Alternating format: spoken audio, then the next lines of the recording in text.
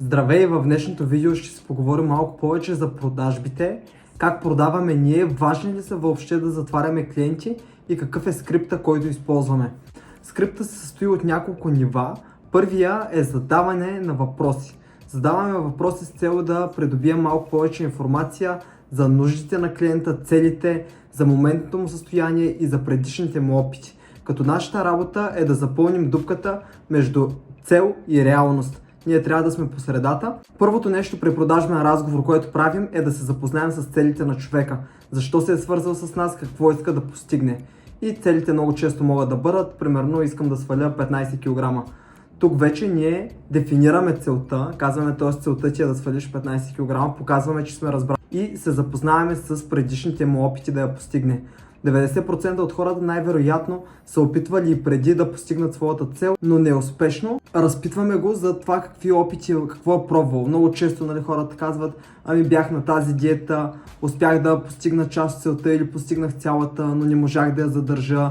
Опитах се да ходя на фитнес 6 пъти седмично, но в един момент просто усетих, че не съм мотивиран, не можах да продължа с тренировките. След като се запознаем вече с предишния му опит, идва времето, в което ние му разказваме за нашата услуга. Разказваме му не за процеса, а за желаният резултат. Когато продаваме услугата, ни акцентираме върху това какви са стъпките, през които ще премине, като следение на калории, тегляне всяка сутрин, идване до залата. Относно тренировки можем да му я презентираме последния начин. Виж, твоята цел ще бъде да идваш 3 пъти седмично до залата.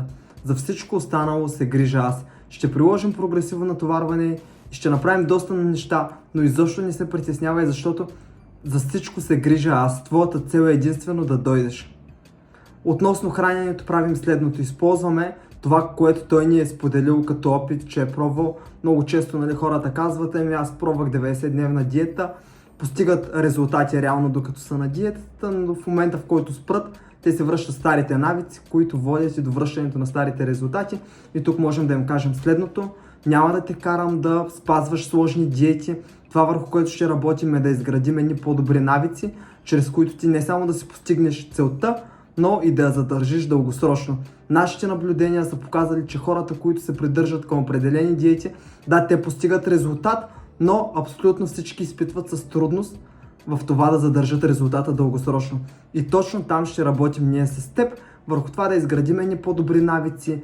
Няма да ти налагаме някаква строга рамка, ти ще избираш храните, с които да се храниш, ще те научим как да следиш калории, да компенсираш когато има нужда и да се наслаждаваш на момента. Защото ако се наслаждаваш, по този начин процесът ще ти е толкова приятен, че това ще ти позволи да го поддържаш дългосрочно, което ще доведе и до задържането на резултатите дългосрочно. И тук можем да му кажем, ако човекът ни е споделил, че предния път се е провалил, защото му е липсвала мотивация. Може да му дадем следния аналог. Трябва ли ти мотивация, за да си пуснеш и да гледаш любимото TV шоу? Най-вероятно не. На теб просто ти е толкова приятно, че сядаш и се го пускаш без да имаш нуждата от мотивация. Точно това ще направим и ние с храненето и с тренировките. Ще работим върху процес, който да ти е толкова приятен, че да нямаш нужда от мотивация, за да се придържаш към него. Това е много добър аналог. В момента, в който представим нашата услуга и му кажем как ще му помогнем, много важно, продаваме, отново повтарям, продаваме крайния резултат, не продаваме процеса по стъпки, не продаваме усилията. Всеки иска да стигне до Бали, никой не иска да пътува 14 часа в самолет, но всеки си представя коктейла на плажа. Когато си представим услугата, задаваме един въпрос: как ти звучи всичко до момента? Би ли ползвала такъв тип услуга? Отговора най-вероятно ще е да. Питаме го за какъв период предполагаш, че би могъл да си постигнеш целта. Ако целта в случая е да свали 15 кг, много хора могат да кажат, не знам, 5, 6, 7 месеца. И оттам вече правим мост с нашия по-висок абонамент, който е за 6 месеца и му казваме: добре, нека ти разкажа за нашия абонамент, да ти представя цените, той е за 6 месеца и струва 2000 лева, измислям си. И замълчаваме. Не казваме нищо след това.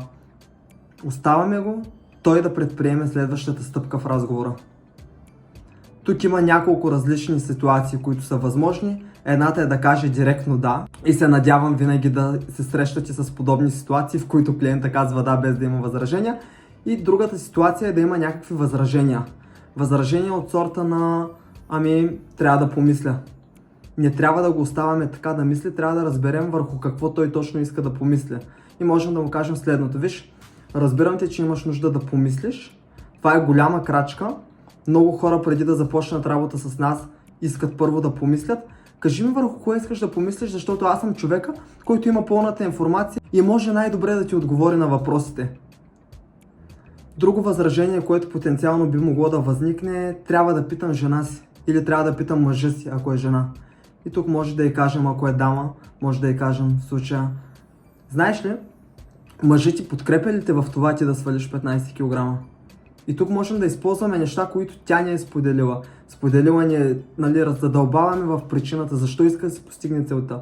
Тя е казала: нямам енергия, не ми стават дрехите, увереността ми е намаляла, не се харесвам, не се чувствам добре. След това взимаме тези неща и казваме: за мъжа ти важно ли е ти да имаш самочувствие? Важно ли е да се харесваш? Важно ли е да си в добро здравословно състояние и да свалиш килограмите, които имаш за цел? Ако отговорът е да, той най-вероятно ще те подкрепи в това твое решение.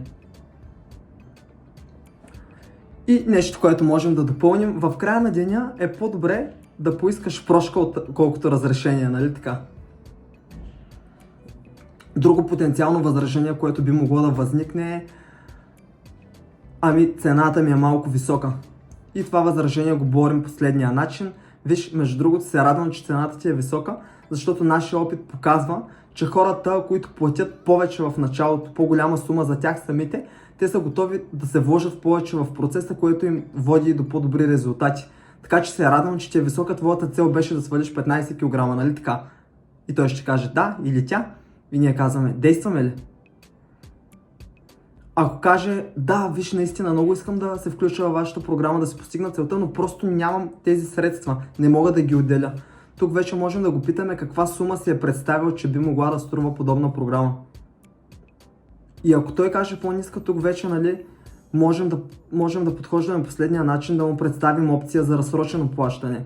Ние в нашия 6-месечен абонамент имаме опция за разсрочване на плащането на 3 пъти. В случая, не знам при теб как е, но може да се помисли за плащане на месец, ако нямаш достатъчно клиенти в началото.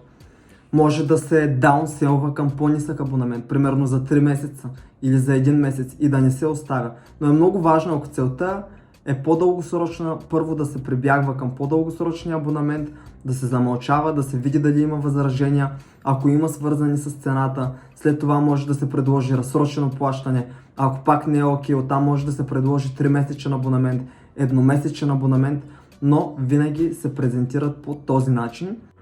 Нещо друго, което може да се направи, примерно купува си едномесечен абонамент, защото възражението му за 6-месечния е, че не е ползвал такава услуга и просто иска да пробва, за да види дали е неговото. След първия месец, ако услугата много му хареса, може да му се предложи, ако цената за месец е 400 лева, да му се предложи след първия месец доплащане на разликата между цената на едномесечния абонамент и 6-месечния абонамент.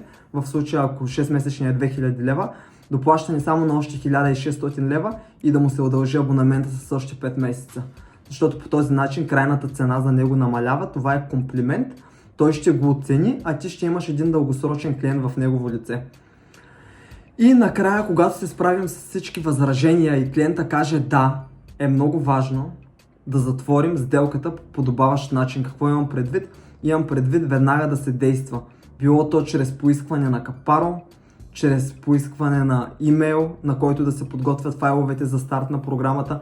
Винаги да се завършва с някакви действия, да не се оставя така. Има и проучвания, които го потвърждават, че ако не се действа в рамките на 24 часа, мотивацията за взимане на решение намалява и респективно и шансът за сключване на сделката. Ако това видео е полезно за теб, ще се радвам да ни последваш в нашия Instagram профил, който ще споделя долу в коментари, и да харесаш клипа, абонирайки се за канала с камбанка. Благодаря, че изгледа видеото до край и до нови срещи!